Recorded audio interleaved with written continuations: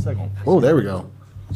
Very loud. Cleared hot. Good morning. Ooh, I can turn those down a smidge, Donald. Because it's killing my throat. My tissue. Thanks for coming today. When I'm done having tissue, she said. Again, this is an experiment of a meeting, bringing feedback and conversation to a time that's more convenient to people, because Tuesday mornings and Tuesday evenings often don't work. So this is our attempt at bringing the meetings to a more convenient time and a more convenient place.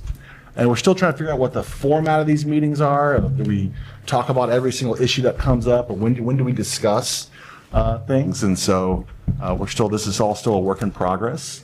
And I'm Alan, and this is Jonathan and Janice and Robbie and Brian. And Josh would be sitting there, but he's still in the mountains enjoying a vacation. So anything to add? No, sir. Just good morning, everybody. Yeah. We have a 3-minute timer. We're still trying to figure out how we keep the conversation going without deep diving 45 minutes into one issue and boring everybody. Giving everyone equal time. We want everyone to speak who wants to speak. We want to encourage you to speak. And so we'll run the timer, but after that we may have questions, and so we'll figure that out as we go. So whoever wants to start off, let's start the conversation. Nobody? Everyone just came to listen? Brian, surely you have something. Oh, yeah, I know he does. Let's go, Brian. Start off. Good morning. Welcome. All right, good morning, everybody. Brian Garman, 1401 East 2nd Court. So what I wanted to talk about today was actually the speed cameras for the school zones. I love the idea. I think that anything we can do to decrease speed in school zones is a good idea. Getting some feedback. Yeah. Donald. Oh, gosh. I guess the powers that be are worried about it too. But so, Cut the mic.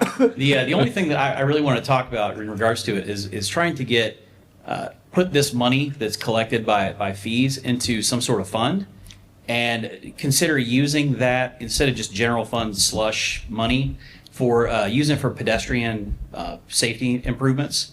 There's a lot that Federal Highway recommends, especially for school zones. Again, that's all I wanted to say.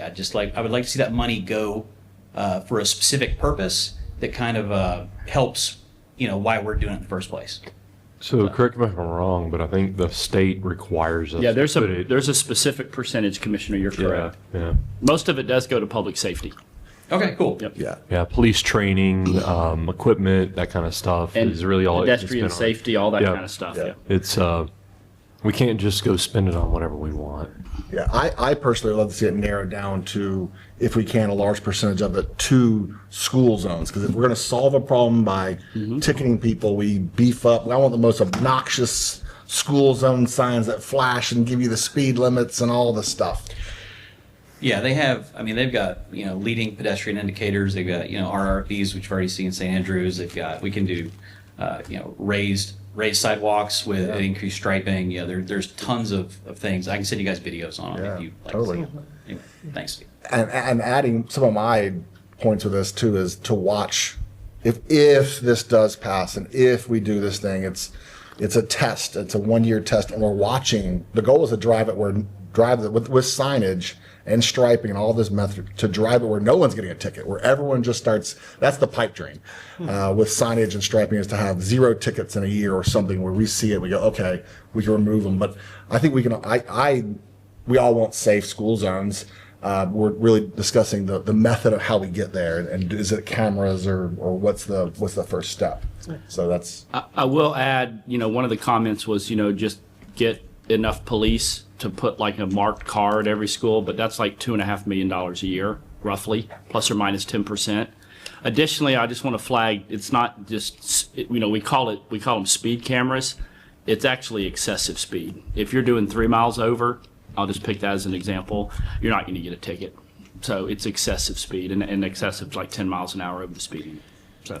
And this gives us an opportunity to look at all of the school zones that are in our city limits and determine where we need to start by what's already there.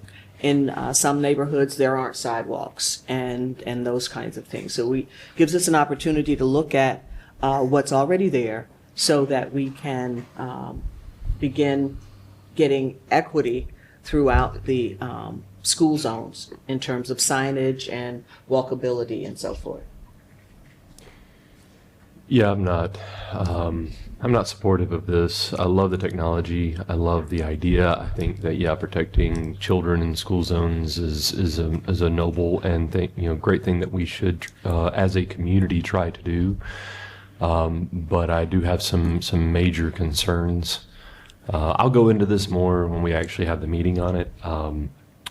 But it basically it's in two separate camps. One is kind of like a big brotherish kind of idea, and then the other side is more of everybody that owns property in this county pays taxes to the county, to the school board, and if they live in the city limits of Panama City, they pay to Panama City.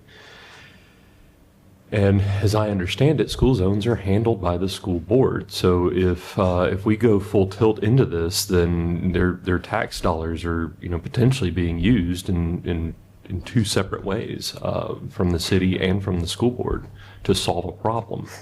And I have some fundamental issues with that. So. Two things I'll add, just for the sake of the deliberation. Number one, none of the tickets are automatic. A Panama City sworn law enforcement officer, or LEO, has to review each and every one and basically adjudicate whether it's a legitimate issued ticket or not. And second of all, the commissioner's right. There is kind of a police force inside the school system, but they don't have any authority out on our streets. It's limited to the campuses themselves. So the streets are still our responsibility for all traffic laws. So I love the technology, though. The technology that they're proposing is really cool stuff. And what I would rather see is more of a let's take that technology, put it into school zones and into neighborhoods, but instead of ticketing remotely, so to speak, we gather data and figure out, okay, what time of day is the biggest offense? Like, who might be the biggest offense? And while you can't necessarily action upon, while you can't necessarily action upon all of that data, you absolutely could have, if you've got somebody who's driving through a school zone at 45 miles an hour every day, which most of these school zones you can't, in the swing of the actual dropping kids off and picking kids up, the roads are blocked anyway by the parents that are there to, or the guardians that are there to pick up those children. But what I'd like to see is this type of technology go further into the neighborhoods, so that we can put a police officer in that neighborhood at the right time and the right moment to catch the people who are speeding through neighborhoods and school zones. Because a conversation with a police officer, I think, goes a lot longer of a way to curb behavior than getting a ticket in the mail. Just my thoughts. Good thoughts. Who's next? Or do we have any questions on the cameras? I think it's 20 seconds call. Yeah. Yeah, go for Awesome. it. Everybody else has had another bite at the apple. Go for it. Okay. Yeah. So just following up, I like a lot of what you said, Brian. One of the things that I wonder is if some of the money that could be collected from this could maybe be ran to do like a positive behavioral change PSA campaign. There's a lot of research into what's called the positive safety framework, instead of like the negative click it or ticket kind of thing. It's all about like, hey, let's keep our neighborhood safe, right? Like that framing is much more effective. So I wonder if some of this money could be used for like a localized campaign for something like that too, to help change behavior. To your point, Brian, like what's actually needs to be fixed. Yeah. I mentioned this, Jonathan, I love the signs that are like, drive through this neighborhood. People put them out, drive through this neighborhood like your kid lives here, or you live here and you're like, ooh, I am driving too fast. And so I like that little positive reminder of your behavior. So, anyone else? Yes, ma'am. We did some of that. That what now? Hollow. Just an I- echo. Yeah, I think it's just because of the nature of it. It was worse than last week. Good morning. Good morning. Lois Mercer. I live on 2707 West 19th Street. And Hens Park is directly in front of my house. And right The now. what is? I'm sorry? Hens Park. Okay. They're using it as a landfill. The kids be running up and down those dirt mounds, running through those cement pipes, and because they had nothing to play over there. We need something there for the kids. Swings, a slide, or something, not just a pond. And that's it. I mean, the kids, we have kids over at our place too, and everything goes to Oakland Terrace Park. I'm not saying for our park, but at Oakland Terrace, make it look like a park for kids, Yeah. not just a walking park for dogs. I mean, don't get me wrong, I love dogs. I love dogs. But I love children too. I'm a teacher at Lucille Moore, and on the way home, those kids, I mean, now, in the summer break, they put down those dirt mounds. Yeah. They can get cut, they can get hurt, anything. They say the dirt contaminated, right? So let's think about the kids. And another thing, I like the business that we're doing. Let's do one, let's get finished one first, please, because right now the traffic is hell. Heck, this traffic is slow. I mean, I used to work at City Grove and it took me what? 20 minutes to get to school because of the traffic? So, make Florida beautiful again, but just pace ourselves. Thank you. Thank you. Do we want to get an update on Hens Park? So is the playground eventually going in Hens Park? Just yes or no? Keith's like, it's Saturday morning. I know, yeah, yes or no? I know the overall plan. I just said yes. Playground, but I just took notes. I Yeah. like that. I took a swing. We Yeah. didn't have a swing. Yeah. Maybe we could add that. So we make Yeah. swings in the park. but So, kids swing. yeah. So Hens Park it's not done yet. I mean, there's kind of multiple phases. So the first thing we were incorporating into the park was and you know this if you live there was kind of a flooding issue in that area. So we're trying to mitigate that first. So we kind of got, multiple type of funding sources, and there were multiple processes in that. But we're kind of coming in for a landing with this final step, and as part of that, there is going to be more stuff for the kids and, some swings to be added. That's a great idea. So thank you. Yeah. Yeah. As far as the infrastructure is concerned, knowing where you live, I mean, a lot of the projects, if you're driving on 98 or 23rd Street, just keep in mind that's going to be the state. And they're doing a lot of work too on both 23rd Street and US 98, kind of from the flyover all the way back towards Jinx. That's not a city project. We're very grateful, and we've worked closely with the DOT. They've let us weigh in on some of the designs with our thoughts. As far as some of the other projects that we're doing, one of the things that I think is important to keep in mind is that a lot of these are grants or they're special revolving fund loans, and there's a timeline on them. So it might be nice just to kind of do one and then stop and then do another one, but we're not going to get 15 years out on these grants from both the state and the federal government. And we have enough contractors that are awesome here in Northwest Florida, and we've even pulled some in from Louisiana and Georgia and Alabama to help do some of these infrastructure projects where we can have multiple projects going on at once. But the real driving force, ma'am, is just the timeline on these grants. Most of this stuff has to be buttoned up kind of in 2027. So we're really under the gun to get all this done. So, because fish in the pond, I don't know about that. I wouldn't eat any fish in that pond. It's technically going to be a retention pond. So, yeah. So. Awesome. Anyone else? Any other park questions? But you can catch and release. Yeah. If we put fish in there, you can catch and release. Oh, surely more than two. Yes, sir. Thanks for coming.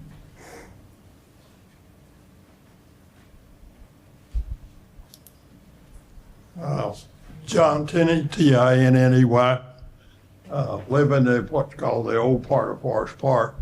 My biggest issue right now is roads. I do not believe we have anybody that knows how to patch a hole. So my suggestion is, one, the city needs better equipment, because I've watched them put a little asphalt in, they pat it with a shovel. That doesn't do anything, because the next time you have a rain, that's coming up. And I don't know whether we've ever taught anybody how to patch a hole. And I'm not an expert on it, but I've just watched them. And then I've also been told that city fathers look for bad potholes and such, and they turn it in. That can't be so, because I've watched 20 holes that have been there for years and years. And they put barricades up, and then they never come back and fix them. So if we're spending a lot of money we need to look at the roads because everybody's driving on them and nobody realizes how much damage you have on your car if you're always hitting homes. That's it. That's something we need to really look at. Awesome. Do we want to go, Jonathan was the head of Public Works. Is there a way that when we get a report of a pothole, there's like, okay, this is a temporary patch versus a big patch, or we're going to just throw some asphalt there and pack it down versus, repave a certain, and we have a zipper now. So do you want to go through a little bit of like how we look at holes and reports of potholes? Yeah, so first off, I think just kind of jumping back to the training. So the answer is yes. Our guys have training. We have engineers and folks that have the FDOT level training when it comes to asphalt. There's 2 different levels, and most of them have at least level 1, and in a few of them, the supervisors, our engineer and deputy city engineer, have level 2. In fact, a number of them just got their recurrent training maybe a month or so ago. I think the big challenge is there's a difference between a true pothole and a cave-in. Most of what you see in the city are cave-ins. They're not potholes, meaning there's a failure of the underground utility underneath that. And so, yes, our guys will come out there and they'll temporarily kind of patch it to try to make it, not be as negative of an impact on the vehicle, and they put it in the system. And then our underground utilities division has to come out and excavate, go down to the source, whether it's a water line, a sewer line, or potentially a storm drain or storm line issue, and repair that particular pipe. Because if they come in and do a larger type, more permanent patch, it's still going to fail, because what happens is from the top of that underground utility to the bottom side of the road, you kind of have a void that is formed of the dirt either getting sucked into the pipe or getting washed out, and then eventually you have that cave in. And so our asphalt crew works 6 days a week patching. Some of them are smaller, some of them are larger. A lot of what you see are utility cuts, and we report a lot of that data, but we put out thousands of pounds of asphalt every month in the patching and the potholes. Again, if something is a more serious issue, it might have to be barricaded off, and then depending on the severity of it, it might take a little bit longer to get to. And if we know that, sometime, within a number of months, if it's going to be part of a larger project, they will pause on not coming out there and spending resources, both labor and money, if they know that whole area is going to come in and be part of a slightly larger project area. So there's multiple factors that go into it, but I would encourage you, if you do see a pothole, I mean, we want to know about those. And like I said, I think our guys do anywhere from like 20 to 25 potholes a day, Monday through Friday around the city. But again, I said pothole, most of those are probably cave-ins that need additional attention. And that's what takes a lot longer, is really that process and that project of actually repairing the underground utility. And I think one thing to keep in mind is that, we went 40 to 50 years without really investing in a lot of our infrastructure in the city of Panama City. And so that, coupled with Hurricane Michael and then Hurricane Sally, is kind of a 1-2 punch on top of that. And so we do have a lot of aged infrastructure. And it is a challenge, because when you come in, and let's say it's a water leak and it's an old galvanized pipe, and you start messing with it, it'll start breaking further down the line and in that area. Same thing goes with the sewer pipes, a lot of which are terracotta pipes, that clay, very fragile, very brittle. We talk about how we have about $400 million, roughly, worth of projects going around the city right now.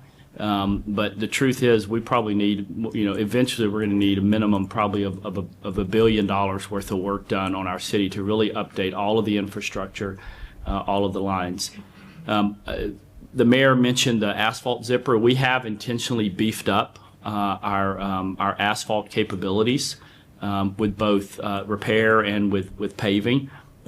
We still can't go and repave miles worth of road, but we could come in now if we wanted to and zip up one block and completely redo it. But again, we've got to consider the base. We've got to consider the condition of the underground utilities. If I know that there are aged or failing infrastructure underneath that, again, whether it be stormwater, water, or sewer, I don't want to spend a lot of time and energy to come in there and redo that road. Because then the next statement will be in 6 months, why did you guys spend all this time and energy to fix the road without dealing with the foundational base issue? And so there's a lot of different factors that go into it. But if there is a specific pothole that's in a high traffic area and it's been there, more than a month, please do let us know. Like I said, our guys patch anywhere from 20 to 25 potholes every day. We've So, got sir- an asphalt crew dedicated to it. Sir, what street did you live on? Between a pothole and a cave-in for the average citizen to be able to know. Did I not do that? Yeah, you- I thought I led with How does that. it look? No, you can't really tell the difference. Most are cave-ins, but The yeah. way you can yeah. tell the difference is after a cave-in is patched, it will usually start to sink even further after it's been patched, if it hasn't been properly fixed. And usually the city properly fixes it. But what street did you live on, sir? This street? Your street? What am I? Your street? My street, where I live, is, I've got some patches, but the people that patched it several years ago, they knew what they were doing. My patches on my road are fantastic. Okay. Been there 10 years, and there's not been any fall down or not. That was sewer land, Starting Road. But I don't think we've got people that are patching properly. I mean, there's some products out, you put it down, put water on it, 20 minutes, that place is fixed. Mhm. If you put asphalt down and it's not cleaned up, fixed properly before they put anything down, next time you get a rain, it's gonna come up because it hasn't bonded to anything. And I can take you, and I will, I can take you to some, they patch it, they patch it, they patch it. Somewhere you gotta understand what the city manager said. There's a problem way down there, and if they just keep putting asphalt on top of it, it's just gonna get worse. So- But right now, on Stanford, that's a cave-in. Mm-hmm. They put up three little barricades. They've been hit how many times? Mm-hmm. I called, then they put up a bigger one with a light on it. It's been hit, the light's broken. Now the whole thing's gone on Stanford. There's nothing there. Yeah. And the hole is about 5.5 inches deep, so it's gonna get worse. You're talking about the middle of Stanford, right? Like dead center in the middle of the road, there's a cave-in. Yeah, I know which one you're talking Now about. they're taking the barricade down. Yeah. Nothing's to know that hole's there. So I'll say this, when, 2 years ago when I was walking through all the neighborhoods and I saw what you're talking about, which is it's just pothole heaven. I mean, there's just so many, it's ridiculous. And some of those roads, That one on Stanford is a collapse, there's no question. and it's fairly new, relatively speaking, it's fairly new. What I will say though is that I anonymously went on the app. So after we put him into the city manager position, the crews have gotten a lot more efficient about response time. Obviously, you're speaking to the quality of work of the hole that's being patched, right? You're speaking to the quality of work of the patch, and so maybe that needs to be looked at. But I will say that I talked to people who had said that their potholes have been reported, for many times over the years, and nothing had been done. So I started reporting them anonymously because obviously if a commissioner reports it, it's going to get fixed probably tomorrow, right? But I would report it anonymously just to see how long it would take them to fix it. And I noticed a drastic decrease in the time from report to the time of fix. And so now, given what's happening in the city, I mean, they have to triage. They only have so many crews, so they still have to triage it. But I think at worst case scenario, they're about 2 weeks out. Best case scenario, it's in 3 days. I understand yeah. that, but it's like this, the barricade's gone on Stanford now. Mm-hmm. Why did they remove the barricade? I don't. It's about 5 inches deep, right? It likely got hit. Yeah, I don't think they removed it. I think somebody either hit it or. Yeah, it got removed by a bumper of a car. Yeah. I can guarantee that. When you talk about a month, I don't have a problem with a month. That one's been over a month. I think. We don't have a barricade. So I think that one is. You know the intersection? No, it's right smack dab in you can't see it on the map because it's so new. Is it closer to 390 or 23rd? It's in the middle, literally in the middle. I mean, it's probably closer to 23rd Street than it is 390, A but little bit closer. yeah, just a little bit. A little bit closer. But it's definitely it's definitely a sewer issue Yeah. based on what it looks like, but it's a massive one. And it needs to get fixed, but the pothole will actually be the last part of that to get fixed. And I'll just add, sometimes, you know, I wish every time it was as simple as, hey, we'll just go out there and fix this 6-foot section of sewer pipe. But a lot of times they'll go out there and they'll inspect and they're like, wow, this pipe is so bad, we just need to replace it in between both manholes. And that's not just, hey, let's go do that at, 8 o'clock on Thursday morning. You've got a very involved maintenance of traffic. We've got to determine, can we maybe do some point repairs and then do like a sewer lining process? Or do we just need to replace the whole pipe? And if that happens, you're talking about anywhere from, maybe, 200 feet to like a full football length field and that is a major project. And, the question is, what resources do we have, the time? It might be something where it's such a big project. It might have to be, and I say engineered, I don't mean like, thousands of dollars in months and months and months, but kind of come up with a plan so you don't just kind of do it all from your hip out in the field. And depending on how much that repair might be, we might need to do, 3 comparative quotes inside of following our procurement policy, or we might have to go out for competitive bid depending on what we think the price might be. So those are all just additional factors in addressing it. And I know that the team has said, hey man, this pipe is so bad, we really need to replace the whole thing in between the 2 sewer manholes. And that's number one, that's a really big project. And so let's say they go and they decide they're going to do that. Our sewer team is only 11 or 12 guys, okay? And so they plan to do it, but then all of a sudden we get a report over here of an active sewer leak, and it's actually considered like an emergency.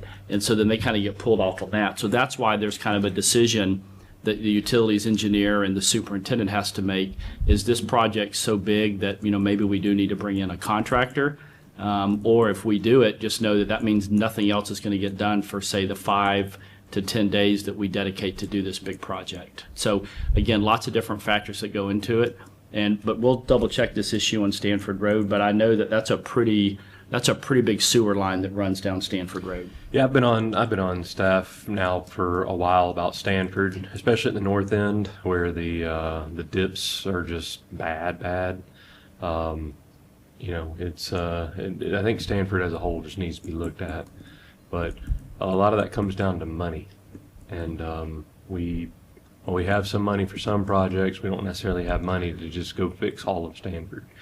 So I know some people would like us to put a raised median in the middle or something because, Stanford is a major cut through from 23rd to 390, and while it is a residential road, I think most of us would admit it's not a regular residential road. It's nice, big, beautiful crest, nice wide lanes, and people shoot down there pretty quick. So yeah, it needs to have some traffic calming. yeah, so well, that's what the potholes are. Yeah. Yeah, and just the zipper was purchased because there's a gap between fixing a pothole and bringing in an asphalt crew that wants to do 3 or 4 months. To mobilize a large asphalt crew, they want to do 7 blocks. And so the zipper was a piece of equipment to sort of the in between Kind of bridge that gap, yeah. Yeah, between 5 feet of patchwork and a block. I would say our the mayor is absolutely right. I would say our capability was like a 1.5 or 2, and I wanted to move it up to like a 3.5 or 4 capability. On a scale of, kind of 1 to 10 on the capability. Because number one, too, when you do like a utility cut, so like, maybe like a 18-inch or 24-inch cut across the road to repair a pipe, you kind of you have this little bitty patch, but you might want to come in there and maybe do like, 25 feet on each side of it. So you can have like a new 50-foot kind of section. And that's a really nice way to come back in and really patch that. And kind of make it blend in a little bit better. And so the asphalt zipper allows us to do that. Versus checkerboard. Yeah, so. Awesome. Next. Parks. Yes, ma'am. I have a street light out in front of my house. Yeah. I'd like to have replaced. Awesome. What's your address? 1401 Clay Avenue. Okay. That's going to be FPL, but we'll flag it for them. Do you want to be on the email? Sure. Yeah, if you want It's to. not an email. We just go to their website. Oh, and report even it. better. Anybody can do it, but we'll take care of that. Yeah. So Awesome. Next, parks, roads. Surely there's more questions. Yes, ma'am, come to the mic. Oh, you were. Oh, I didn't see you. I'm sorry. You can stand. Anyone who wants to go can just stand up and go to the mic. Yes, ma'am. Candace Harbison, Harbor Village, St. Andrews. First, I want to compliment you on something, but then I think it could be better. Okay. The new bathrooms in Mackenzie Park are a great idea. I'm sure they're going to be very popular this morning during the farmers market. That's one of the reasons that we like to go over to Apalachicola or Port St. Joe. They've had really easily accessible, always open bathrooms for tourists, people wandering through their commercial areas. The other night, I was with some family members, and we were just wandering downtown about 6:30, looking for a place to maybe have a drink and visiting the whatever businesses were open. And one of the family members had to go to the bathroom. So I said, aha, we've got these nice new bathrooms at Mackenzie Park. Let's go use those. Well, they were locked. They're only open 8 to 5, office hours. Now, what good does that do people who were downtown in the evening? I mean, I know that the police department has lots of important things to do, but surely somebody's patrolling that area like at 9 o'clock at night. Seems like it'd be easy enough for them to just lock the bathrooms maybe at 9 o'clock and make it a lot more accessible for people. Agreed. yeah. Could we have it the same times as the Breezeway? So I thought they were open later than that. I do know that, and kind of around that, so Oak Park, Belle Booth, all that's about to get ripped up to repair that infrastructure. So I know that there have been some times where we've locked them. Now, because there's been some challenges with the infrastructure, folks have been flushing stuff down there, clogging it up. We've had some of those challenges, which, that's just the nature of a public bathroom in a park like that. But if that's the case, then it should have had a sign put up that said out of order and not just locked. So we'll check on those hours, but I thought they were open a little bit later than that. So I was not aware they were being locked at 5 p.m., so I apologize. So, Good feedback. yep. And I'd love to see them with the same as the Breezeway. Yeah. Maybe the same person that locks the Breezeway up. Yeah, well, yeah. So We don't want those- people camping out of them. Yeah. That's what we're trying to avoid. Yeah, so, I understand the Yeah. problems. We keep, you wouldn't want to try to keep them open 24 hours. But it seems like 9 o'clock would be reasonable. I agree, 5's too early. I mean, that's, you literally, they're not even open during dinner, so, Yeah. Awesome, thank you. yeah. Who's next? You want to go next? Well, I was actually gonna mention streetlight. I'm sorry, if you just just because we're recording this and streaming it, and people want to be able to hear you. Yes, ma'am. Thanks for coming. Bad news. That's okay. I got a bad back. Public transportation, got to get better. It has got to get better. Bayway, but I don't drive. There's my driver. 24 hours a day she works, but that's another story. But I have to depend on her if I want to go anywhere. And sometimes it really does get depressing. And there's got to be more streets than 23rd Street for the Bayway. And I really would like to see better transportation. So if I'll get your information, I'll give you my card. That's actually a county issue. The Bay County Commission is over that in Bayway, and there's an employee who is over that, and I'd be happy to link you up with him. And I know he always welcomes feedback from the Sounds community. Yes, ma'am. Just more stops Yeah. to improve Bayway would be just. It more would be stops. nice. It would be nice. But we do also sit on the do. Metropolitan Transportation We do. Planning Organization and can directly take your concerns there Yeah. as well. Yeah. Thank you. What's your address, ma'am? 1401 Clay. Oh, that's, okay. With the Yeah. streetlights. With a street light. Yeah. We got it. Awesome. Who's next? So, Oh, yes. Oh, do you have something? no, I was just trying to imagine where your closest bus stop would be. Is it on Frankfurt? Frankfurt would be good. Now, I have seen a bus go down there, but Okay. when we did our last skit, maybe a couple of months ago. But it did run any stops for it. I thought there was one across from the Oakland Terrace School on the west side of Frankfurt Avenue. I'll check that. So And there's also, I'll get you some information as well, on demand, where you can request that transportation come to pick you up where you are. They've been testing that, and I think it's being rolled out to more areas. But there's a process where you can direct come, and thinking about your closest bus stop and your needs, that, a block or two away is going to be a challenge. Yeah, it's baywaytransit.org, and they even have an app for the on-demand. It's kind of like Uber. Yes, Yeah. that was the inspiration. Yeah, it's very cool. Yes, who's next? Surely someone. We're going to sit here staring at each other for another hour unless someone asks a question. Is there any update we want to give? Oh, yes, ma'am. You got to come to the mic. But it's not about parks. Okay. No, anything you want related to Panama City. Miss Judy. You're good. Judy's husband is a legendary spear fisherman in town. Yes, he is. He dives every day. He's amazing. I should have brought him. He's a legend. Judy Stapleton. I'm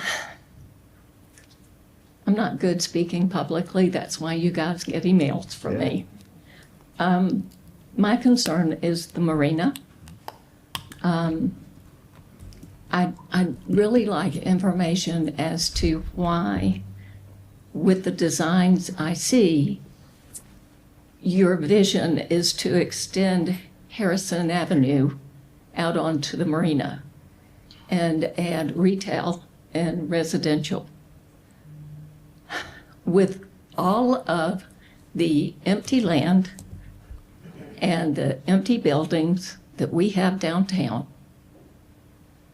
why would we have to use prime marina property for retail and residential? How many cities in Florida actually have a park on the marina for the citizens and visitors to use? I just don't see a reason to utilize that.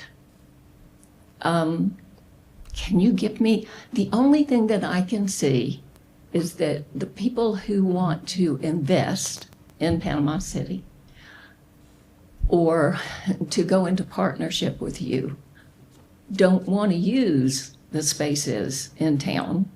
They want to use prime waterfront property for their investment. So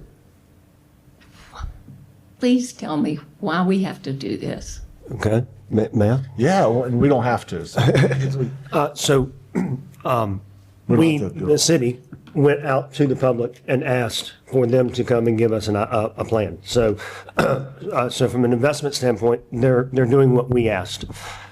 We own that dirt, and we don't own all the buildings and the vacant land that you're speaking of on Harrison Avenue. So we can't just go to them and say, we want to invest. So that separates the marina from the downtown. So there's the marina and there's the uplands. So when you think of marina, I think of the whole thing. okay, You think of the uplands and the teak. I think of the whole thing, the water and the uplands, okay? To me, the marina first is wet. It's not the uplands. You have to have boats in order to have uplands. There's a lot of money in order to make just the wet slips work. You've got to have utilities, you've got to have water and sewer, you got to have all of that that's not past Harrison's. So the city could invest in that, $10 million, or we could ask the people that we're looking at partnering with, which, by the way, we're already in partnership with in St. Andrews. Okay, they're already building slips down there. And I think Mrs. Harbison will say that they're coming back working, and they now, the docks are coming together down there. But if we don't want to put any money into downtown, what our gift is the land. And we put $10 million onto their cost. So that drives the cost up 50% of just the wet slips, but no additional revenue. Okay, so the city can either try to build it, which we don't have the money for, or ask somebody to build it and revenue share with them, okay? Well, that ask of $10 million creates the need for more revenue, which is the upland. Now, let's give a history lesson real quick, which we've been emailing back and forth. So when we built the marina, the bonds were paid for by commercial on the uplands. That's how we paid for them. If you recall, we had commercial buildings, we had a jet airplane, we had the Four Winds, all that was on the marina when I grew up. Fishing boats. Well, you had fishing boats, but I'm talking about the upland. That's what paid for the fishing boats to be able to be in those slips. The slips. Oh, no, I'm talking about the ones that are now at Grand Lagoon. Right. Well, and the ones yes, ma'am, but they're coming back. Okay. We have to have slips for them to come back to. But the upland is not, we're not talking about Bob Sonnenblick upland. Okay. We're talking about that St. Joe, for example, they have a 35-foot height limit down the right side of the T-dock. Okay, so we know we're not going to go big down there. But what about like at the end of a T-dock, what if you had, say, a big open waterfront park at the very west end? So you could have, to answer your question, there are 5 marinas within the general 3-hour drive area of here that all have waterfront parks on their marinas, and we can do the same. We can do that and have restaurants and retail, not so that you can't see the skyline. The number one thing we don't want to do is block all the views. What was the one thing you lost when you walked into the Civic Center? The best view in Bay County, because there was no windows. The idea is to open it up and be inviting. It is an extension of Harrison Avenue. That was his intent when it was built. Now, the little round thing that says Panama City Marina, that's the blockade. That's the one that says, don't come down here. Well, that should go away, in my opinion. It was right in front of the Civic Center that says Panama City Marina. Why that was put there, I have no idea. To me, it's not an invitation to come into the marina, okay? And so we want to make it open.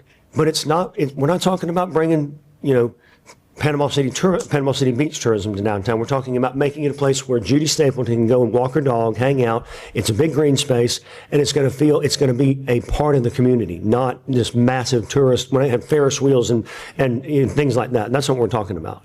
Okay. I want to highlight, kind of distill what he said. So cities, since the dawn of time, have tried to figure out how they create free amenities for the public and doesn't cost the public lots of money. So as you mentioned, when the marina was first created, we borrowed money off the projection that we were going to have commercial in the middle. That was how it got paid for. That's how that parking and the bulkhead all got paid for, was that. And my grandfather actually saved that newspaper clipping. He had notes on it, and it was a 10% revenue share. And so the city created the marina for free because they had a private-public partnership with those buildings. And we lost that. And then the marina turned into a thing that actually the general fund and people who don't own boats were subsidizing. They were paying for the bulkhead, the repairs. We put how many millions in the St. Andrews bulkhead? 15, 12? Well, we haven't started yet, but it'll be up to 13 million, and So we did 10 million. $13 million of general fund money got put into the bulkhead in St. Andrews because those slips weren't paying for the bulkhead repair. So people who don't own boats were subsidizing boat slips for people who own boats, even people who were out of town. And so we're trying to balance having a beautiful public space without creating this huge loss of the general fund. And so I don't think any of us are advocating for like just massive walls of things. I think that is the crown jewel of Panama City, and it's the greatest public space we have. It is. And cities, St. Pete has a beautiful pier. I think it's a tragedy that giant swath of land was a parking lot.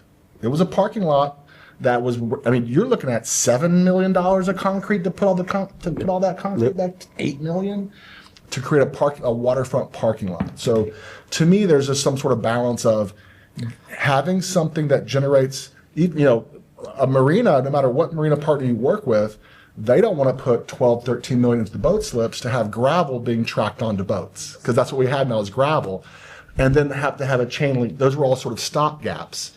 So we either have to come up with the money to create that pathway, or and then another $2.5 million to do all the railings, because who wants to have a nice boat next to a chain link fence?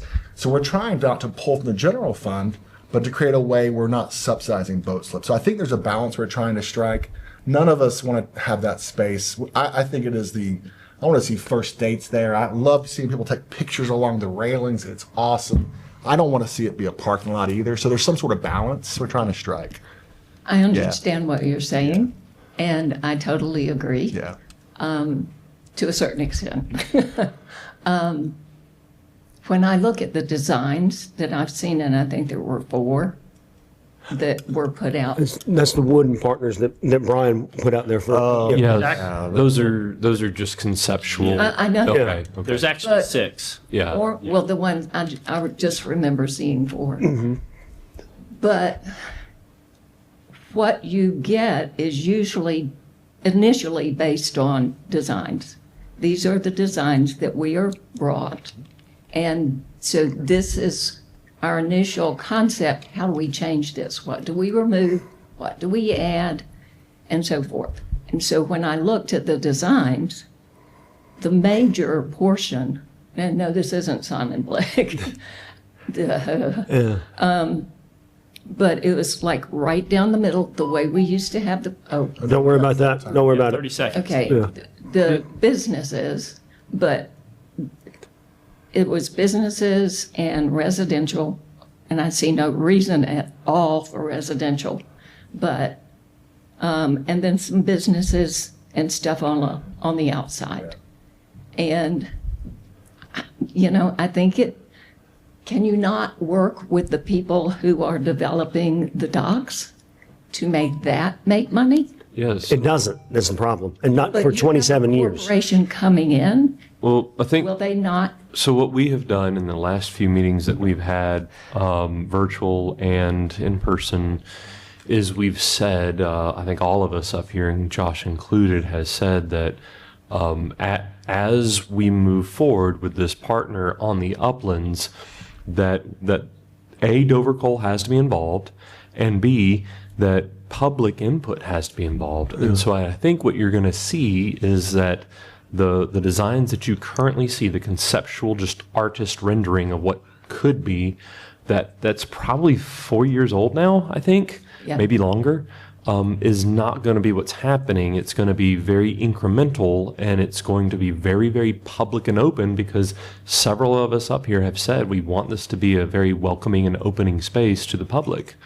And so that means is that every square inch can't be commercial and residential, right? There has to be some space for public amenities. You know, there has to be some room there. And so my point that I'm just trying to make is that I think don't base any of what probably will happen on what has been put out there already, because a lot of that stuff's very old. And as we move forward, we realize that this area has a special place in the public's heart, and you know, likewise with everybody up here.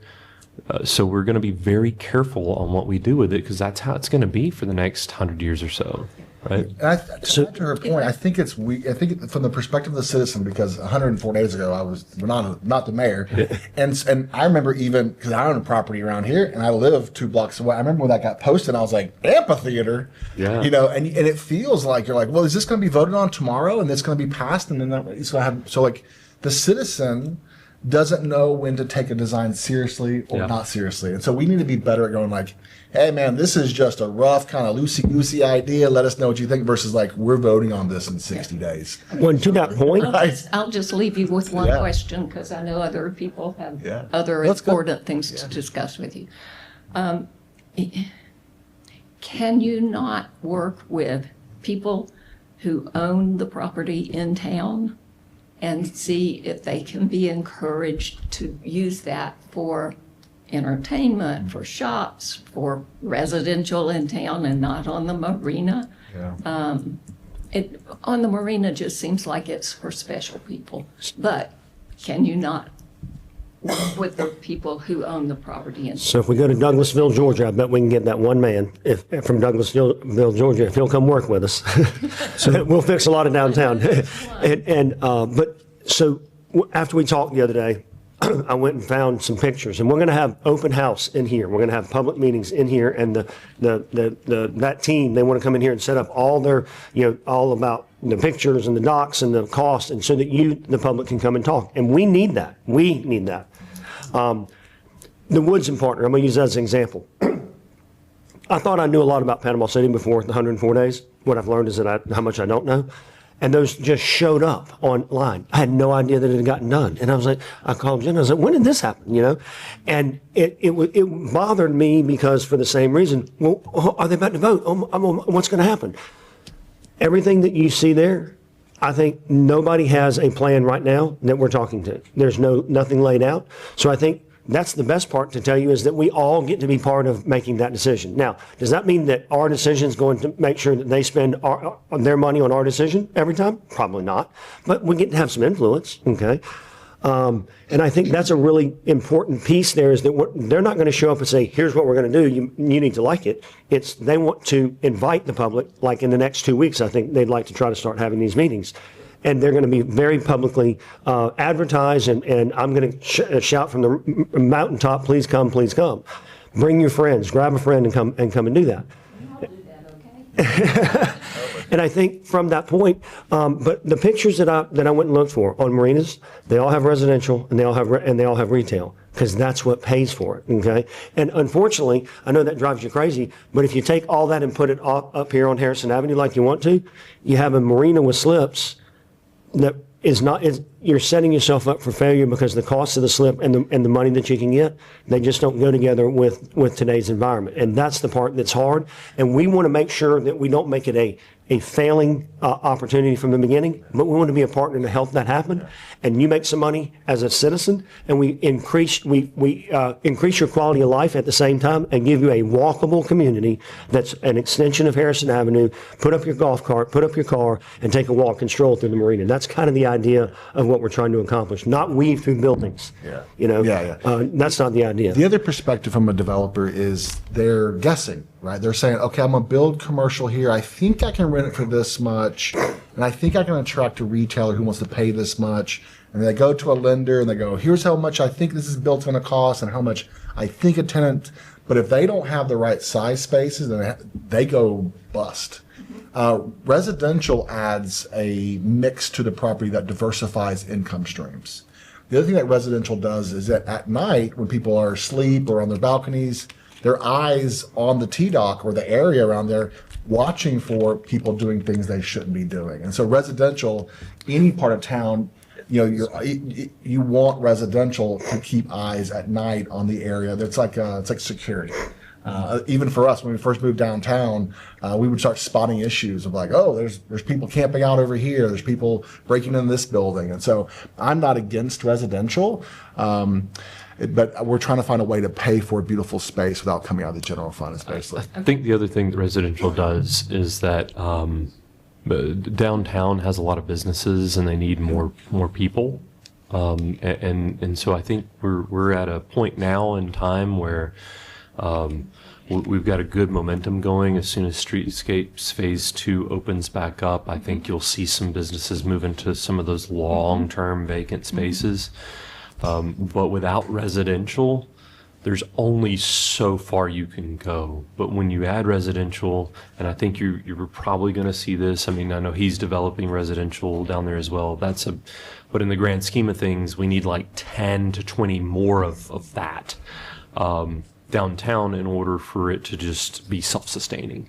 Yeah. So I love the idea of residential downtown, because I know there are, I hope I'm not taking too long. No, you're good. No, nobody that's what this is about. You gotta Yeah. do. I love residential downtown, because I know that there are people who want to live here so they can go down and eat in the restaurants and shop in the shops and walk around.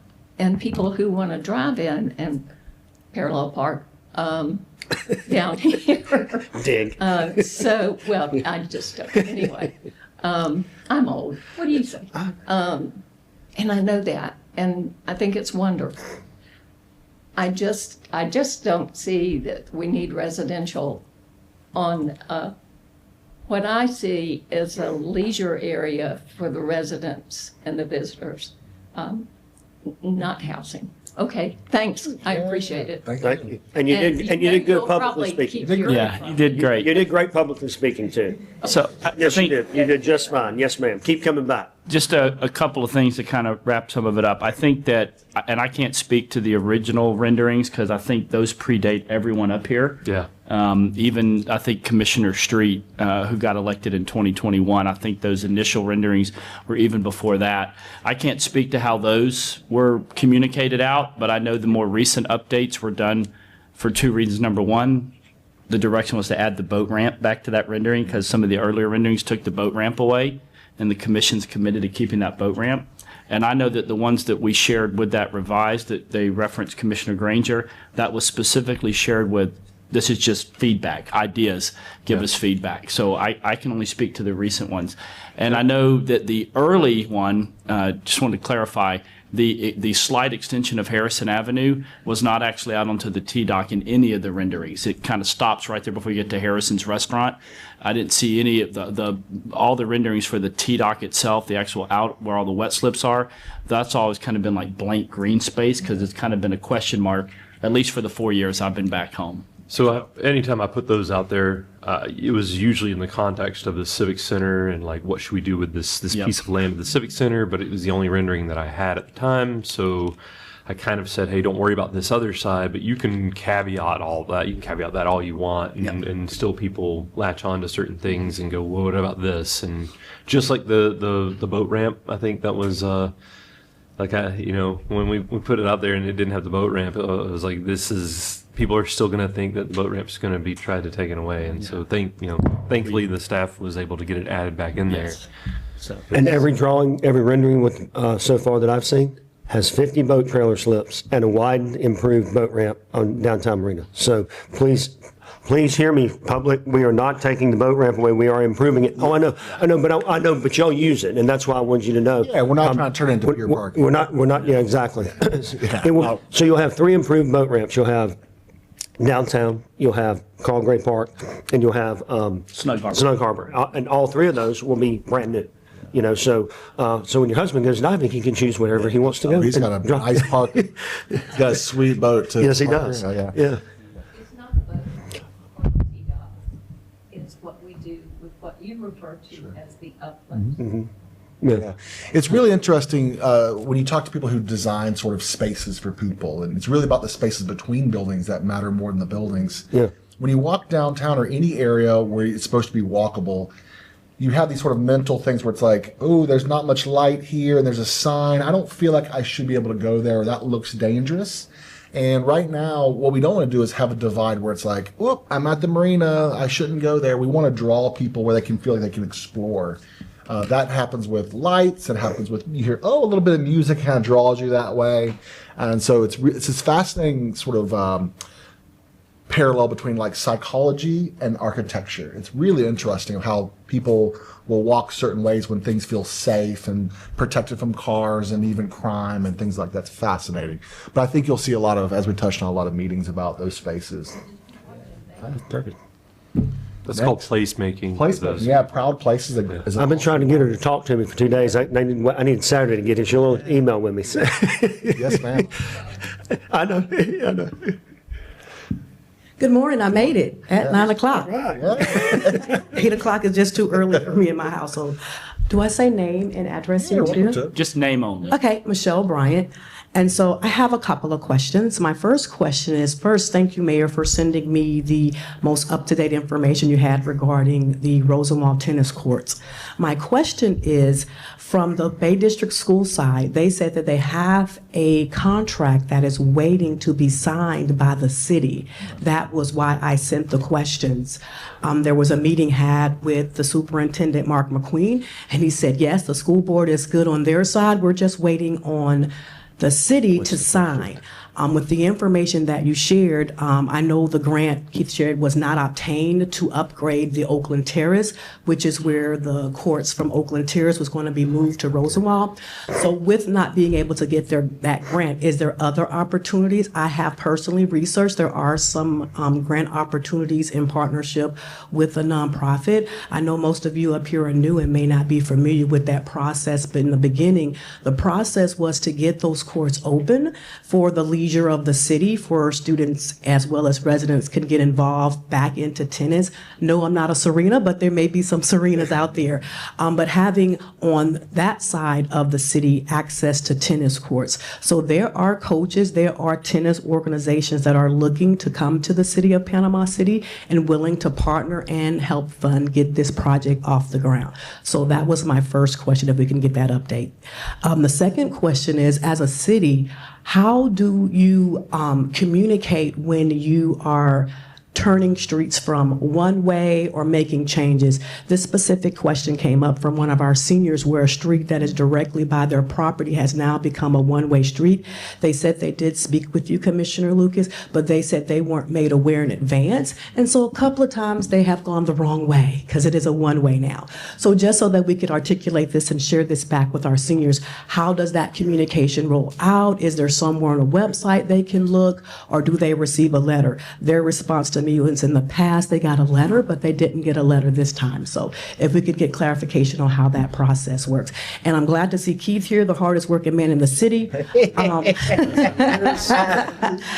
Do we have any updates in regards to the hiring process for the MLK Rec Center? That's all I have. Thank you. Perfect. You want to start with tennis courts? I mean, I can state, I mean, I'm not aware of any contract that's waiting to be signed. I know there was an agreement many, many years ago that once the tennis courts were upgraded and repaired at Oakland Terrace, we would move that temporary service over to Rosenwald. And there's not really a short-term plan to repair the ones at Oakland Terrace. So any agreement other than that, it's not on my radar at all. Can we reach out to the school board and say, what's up with this? Well, I mean, I think it's us. Us? No, no. I thought we were waiting. Yeah. I thought they were waiting on Well, us. I don't know if there's anything else to agree to. Yeah. Do you have an email from them that you forward to us? Yeah, that'd be good. Let me clarify. There's already an agreement that's already been signed years ago that states when the tennis courts are fixed, we'll move that over there. And we haven't fixed the tennis courts yet. We don't have a short-term plan to do that for financial reasons. So once that happens, I don't think as far as I know, we don't need another contract. We just sit them over, over there. Yeah. Who would have signed, what city manager would have signed that agreement? The sitting superintendent of schools. So, yeah. So, yes. So as soon as it's ready, they're not going to pass go. They're not going to collect $200. They're going straight to Rosenwald. Okay, do we have a cost on either set of tennis courts to repair? Like Rosenwald, what's the cost for Rosenwald and what's the cost for Oakland Terrace to repair? Do we know? I don't know about Rosenwald. I don't know that we would repair those tennis courts because those are owned by Bay District Schools. Right. I think there's a difference between repairing them and letting them have that temporary service. Right. Do we know what it costs Oakland Terrace? Yeah. So Those courts that were going to be transferred over have taken quite a beating. They sure have. They're not in the quality that I would want transferred to. it's taken a lot longer, I think. I think that was the issue. Yeah. So. I don't know the estimate. We can figure that out. I think there's different levels, and I think it depends on the level of repair that we might want for the refurbishment at Oakland Terrace. I always find that it's easier to negotiate with real numbers. Right. And if I'm going to go out and look for some money, if I know what it costs me, I can go and, can I have $5? Can I have $10? And I can raise, if I need $20,000, it's easier to raise when I know what I need. And I may not need to go get a grant, Michelle. That's what I'm talking about, is what's 4 tennis courts cost? I mean, I played a lot of tennis on those courts. I'd like to see them back alive, you know? And if we can figure that out, what that cost is, maybe we get somebody private. For some reason, we get a cost from government. It's a little bit more expensive, I've learned. And so we get that done and we raise it. Now, we can run that through, through the school board or whatever we need to do, but maybe we try that. I'll get with you on that. So I'd like to find out, I'm sure there's different levels of repair. I mean, there's, and it's in a lot of ways, it's very similar to paving roads. I think my assumption is there's some foundational issues at Oakland Terrace. So for the tennis court, so I wouldn't want to just go out there and do like a sanding and a recovering. My understanding is there are some foundational issues. So there might be different levels of repair, and depending on the cost and the investment, it might last a little bit longer. So I want to look at those options. I know our hope was to sometime in the early part of calendar year 2026 repair those. At Oakland Terrace, kind of working that into the budget, but there are some budget constraints, and so we're mindful of that. So, but I do agree it's time to get those repaired, and those temporary kind of cover it was weird to begin with, but now it's taken a lot of wear and tear, not just with tennis, but also just sitting in the Florida sun for, I don't remember, probably 3 years. Actually, it's no longer the Florida sun. I don't know what sun it is, but it's been ramped up a little bit. As far as one-way street, so it really depends on how long it is.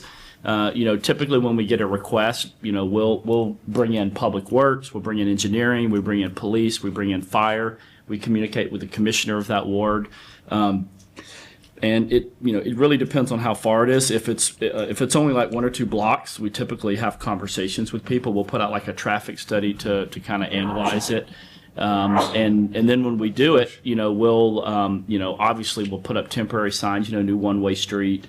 And, for the first couple of months, it's just, hey, ma'am, sir, this is one way now, But officer, I was only driving one way. No, and try to clarify that. But, there are a number of roads that have been flagged for us for a lot of different reasons. We need to probably reevaluate. And it's one of those things where, you want to get feedback, but at the end of the day, if we believe that it truly is safe, if that's the safer route and we agree on that, we might just have to implement it. Yeah. But that just makes it even more important to communicate. So if it's a longer stretch, yes, I think it would be appropriate to send letters out. But, a lot of time, the ones that I've been involved with since I've been in this role have been very short distances. And so we've just made personal contact, and someone might not have been home to that end. And so. You're talking about Cedar Avenue? I believe so. Yeah, so Cedar Avenue, yeah. Where did that request come from, Mr. Mayor? That was me. No, I told Well, them yeah, it was a 20-foot when they wide. called me the day and said, hey, these signs have gone up. I knew they were coming. I assumed the protocol would be to notify people in their, when something is happening on their street. And so I understand that did not happen. So for that, on behalf of the city, I apologize. But heretofore, going forth, it would be. And who would make that personal contact? Would it be the city? Would it be the contractor? I knocked on 3 of the 5 doors that morning. I met with the neighborhood, and it was a 20-foot wide easement with a 10-foot wide road, and 2 cars would go down it, and not every moment, and one would go out into the yards of people, and they were like, people keep driving in my yards, and people are putting out little rocks and things. And so once you identify something as potentially a less than satisfactory thing or potentially a liability, it then comes on the radar of the city as negligent liability. So if there were a head-on collision now, we'd be like, yeah, that's not a 2-way road. We have to do signs at that point. And so, I think it was a surprise to the neighborhood, but I think that's what Jonathan was touching on, which is like, we kind of had to, it was less of a survey and more of a, hey, here's what's happening. This is a serious safety concern. And so, but we did try to make personal contact, but I admit we didn't. So hindsight being 2020, we probably should have just done letters. And that way, if someone's not there, at least they got it in the letter. But I mean, To do this for this street and spread. The only thing I would say is we've tried to, with the new alert system, because this is a lot of feedback we got, like, if I'm making, Cincinnati Avenue one way deep in St. Andrews, do I need to tell, someone in Glenwood or Forest Park that? Because if we send out stuff for every single thing to every single, people are just like, okay, here's the city with another alert. So we're really trying to focus in on that. Again, I think the big thing is we probably should have done a letter because it was a 3 or 4 block stretch. But that's what we probably should have done on that. So I echo the commissioner. We should have done better on that one. On major roadways, you'll see a sign. Flashing. That's what we did on Beach Drive and Frankfurt Avenue. We put a flashing sign up about 2 weeks out to kind of start alerting people to prepare for it. And then we put the signage up and to that end. We did 11th Court in St. Andrews, but that really only affected 3 or 4 businesses and then those little blue apartments right there. So we basically just talked to the 4 or 5 property owners. And I think maybe Commissioner Street, did a post and solicited some feedback as well, but everybody was very supportive of that. So. Yeah, well, just to pat ourselves on the back, we listened to the neighborhood and we acted. Yeah. They might have all been happy, but we were pretty close. It wasn't a complaint about them. Yeah, no, we're good. We can always get better. The wrong way a couple of times. Yeah. And I do need to make sure that we have ample, wrong way signs, and not, you just don't want to put it on the 2 ends, because if you turn in the middle, really what you should do on the back of the speed limit signs, you should have wrong way, so you're like, oh, I'm going the wrong way. There was another issue. Courts, the one way. Clearing the corners of debris or trees, shrubbery, so that people can see. And there, I shared this with you, folk coming who are accustomed to it being 2-way don't know until they turn the wrong way that they've turned the wrong way because the angle of the one-way sign. Yeah. They can't see it from and adding as the behavioral change of like, wait, this is the new way we're driving our cars. We're not sitting a cop out there going, nah, I gotcha. Yeah, you know, so yeah, there needs to be leeway as behavioral change happens, and that's Well, they're playing a good game is where it all used to be one way back over here. Now they've turned, they've flipped it one, and now they come together, and now you can't. Well, but we did put a big sign up. I know I was. I drove the wrong way down that street. I did it the about other a month day, ago. yeah. I was like, So are you arguing for It was automated enforcement? it was the MLK Rec Center. So we've that position is up, and it'll be up through Monday morning. But we've already received 63 applications for that position. So starting next week, the HR team will start kind of culling through those to check on the the requirements and all of that, and then. Our goal throughout the month of August is to begin the interview process. So very excited by that. But yes, 63 applications as of yesterday afternoon. So that's good. Did you apply, Michelle? I did not. I did Okay. not plan to return to work anytime. Yes, sir. How you doing? Good. My name is Jerome McDougal. I live in Glenwood. Good to see you, Jonathan. You too, sir. Douglas and everything.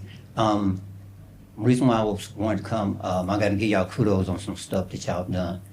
Y'all have somebody named Clint Murphy, I think. Okay. Yep. He's our public works director. Okay. Now I've talked to him a couple of times, and he's helped me out on this, but I'm still trying to get an update about it. Since the hurricane, y'all was able to build new houses and stuff. I got a new house built from y'all program called The Ship, and I appreciate that. It was a long time coming, but it finally came. But in that process, behind me is a alley. And that alleyway back there, at the time, I've been here over 50 years. That alley back there, I've always wasn't able to drive. It's an alley, and wasn't able to drive back there. But now, since they built houses and stuff, then I'm able to. And on the other block, the people have decided that, well, they found out that the property, how your property is measured out and everything, that the area where I was driving in the alley was part of their property. Now, I didn't know that because I didn't ever know exactly, there was never no markers showing where the alley is actually at. Well, I got with Clint Murphy, because when I drove back there to my backyard, to go in my backyard, the lady was talking about, you're in my alley, you're in my yard. I'm like, how am I in your yard? There's an alley back here. I don't know where it's at, but it's an alley. So, because like I said, there's no marker, so I'm like, I just know it's an alley back there. So, I'm like, okay, so she went and got her house built, and she built a fence. And she said, well, my alley, my yard go way back here. And when she said she got somebody to, I guess proper phrases, to check it and see where it is, it actually was. I was actually right on her alley. Yeah. And I'm like, okay, I did not know that. And so after that, I got in contact with Clint. Clint showed me exactly where the alley was. And I'm like, okay. The problem that I'm trying to find out is there's trees, old trees that have been back there, because there's some old houses and stuff. And I mean, stuff back there, and a bunch of trees.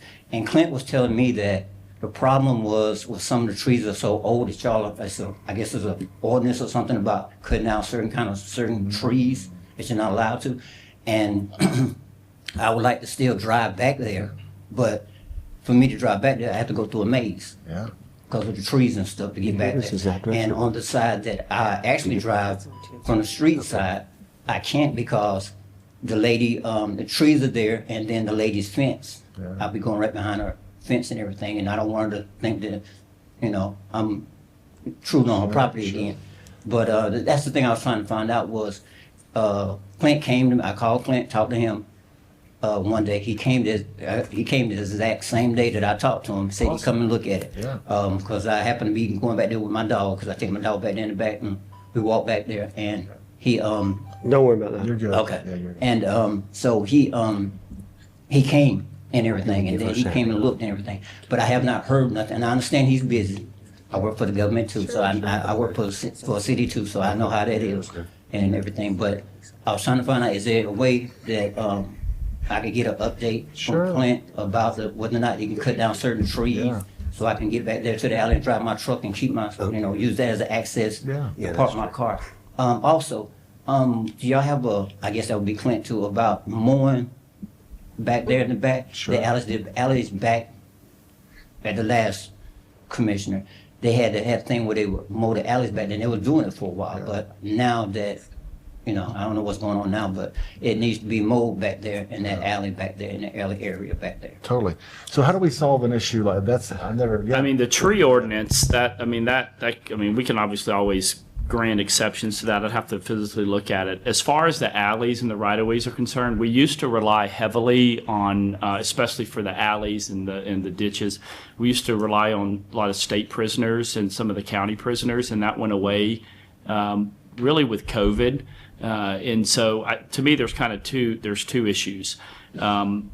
First off, our right-of-way crew is, it's like 15 guys. And so in order to mow every alley and every right-of-way in the city, basically once a month, you'd need almost 100 employees on this one particular team. And so that's not really feasible. So I actually have a house, with an alley, and when I bought that house 25 years ago, I was always told, you take care of immediately behind your house, and kind of a team effort. Now, big stuff that the city should come in and try to, and we do try to get to certain alleys and drainage areas, especially if we know it's, there might be older folks who don't have the, capability to do that. We want to try to help, but it's just, I wish we had enough staff to hit every alley and every right-of-way once a month, especially during the growing months. But I think the big issue is we did, and again, same kind of issue with the county. I had conversations with the county manager. Same kind of thing, just those prisoners aren't as available as much anymore. The state kind of uses them in some of the forests. They never really came back after COVID. That's kind of the challenge. So we're having to do, that's kind of that same level of work with less folks. So if you'll let me get with you after this, Jerome. We worked together at the airport back in the late '90s. So we'll follow up that exact address, and if I think he's a little bit older than me though. We'll clear through that. Yeah. I mowed it out because I Yeah. have my backyard, so I mow that part anyway. But trees are different. Trees are different. I get that. Yeah. Another question real quick. Can you come to the mic just because people are online? Can you come to the mic just so they can hear you? Thank you, sir. Thank you. Just one other question. What about, and I don't know if y'all allowed to do this or not, and I know it's nothing that can be happening right away because I understand government. Is there any way that y'all, that maybe in the past, in the future, that maybe you can pay some of the alleys? Is that maybe something that can be done in Glenwood? Yeah. It is some alleys back, there's a bunch of alleys back there, and, they're just alleys. You don't even know they're alley unless you actually the original person that lived there. Even behind my house had an alley that never got put in. So when cities, they design themselves hundreds of years ago, they put alleys here, and a lot of times they never get put in. And people move their fences, and it just disappears. Yeah. Agreed. All those alleys are an awesome thing for communities. They add cost. So we're talking about. And so we're trying to figure out how we provide all these things and not drive up the millage, and so it's kind of like maybe we should do an alleyway or something. One of the ideas we've talked about is looking at what alleys are actually needed by the city. If there is a reason in that alley to access infrastructure, and those that are not, let's make them available to the homeowners. It's called alleyway abandonment. Yes, to abandon it to the homeowners. And so I don't know where we are in that process on our, list of, 2 or 3 things to do. But yeah, that was one of the questions that I got a lot when I first came into office, because that had been a project of Commissioner Brown's to get alleyways cleared and cleaned. And one of the first meetings I had with Jonathan was when he was Public Works Director, and it was about alleys. And so that led to a bigger discussion about the cost of clearing and keeping clean and neat all of the property that the city owns.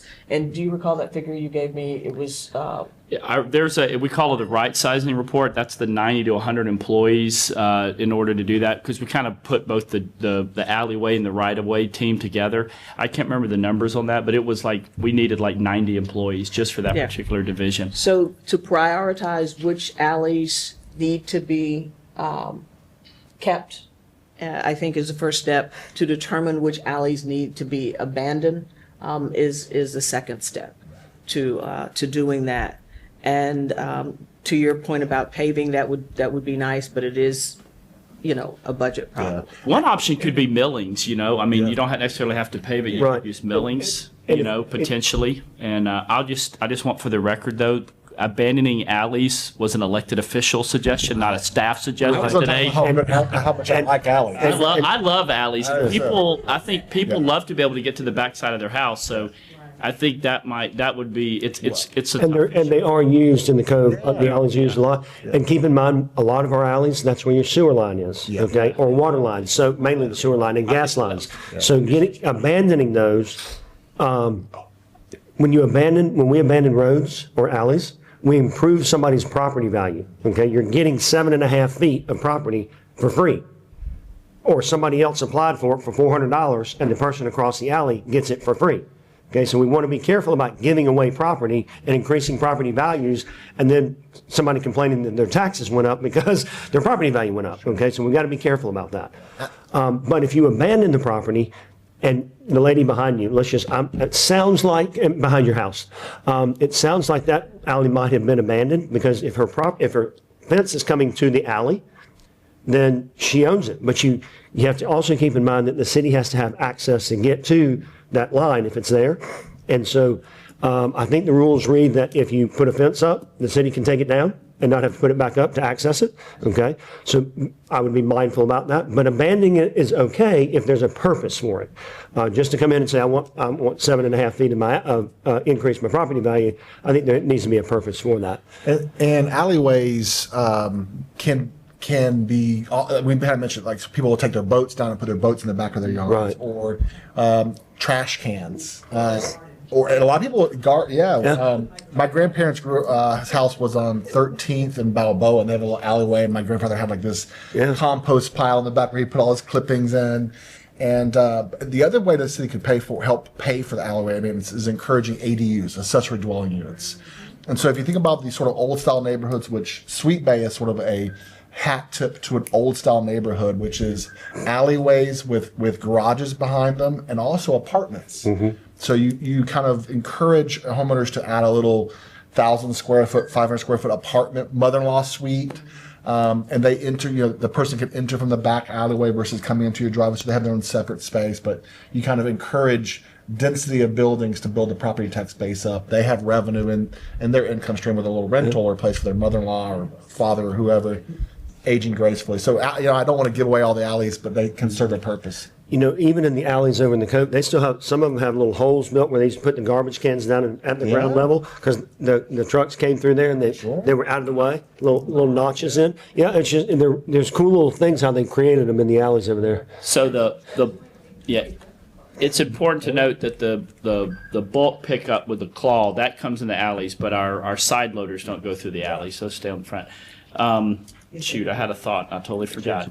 So as she comes, I just want to say the purpose, as you said, for looking at alleys is to address the issue of keeping them clean. Yeah. Because when they are not clean, then that gives way to varmints and so forth. And the trucks can't get through there too. Yes. And so as property owners, the city ought to be as conscientious about keeping its property clean and kept up. And so, we've let ourselves slide a little bit, so we need to look at I know what it was. We actually, I'm sorry, ma'am. We actually do have a surveyor, a state licensed surveyor that's on staff with the city, and he has a team of 3 guys. And so we can actually go out ourselves pretty quick and kind of confirm exactly where the property lines are if needed to kind of clarify some of that. So as part of the alley study. That's part of the alley study. Thank you. So, Can we get that next week?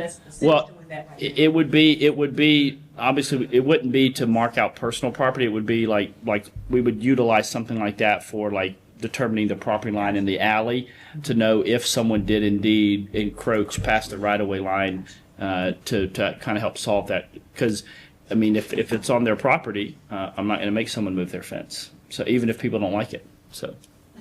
Hi, everyone. My name is Pamela Donner, and it just reminded me of a question that I have. So there's a senior that lives in Glenwood. She's in her 80s, a friend of my mother, and she asked me to help get her alleyway cleaned up. So I actually really didn't know where to start. So I went on Facebook and I posted for the area, does anyone know how I can get this done? And someone mentioned right away. So I looked at right away. I called them, no response. Then I said, okay, fine, I'll just drive. I drove to, I guess that's the right of way department, but you're not supposed to go in there. There's no way to get in.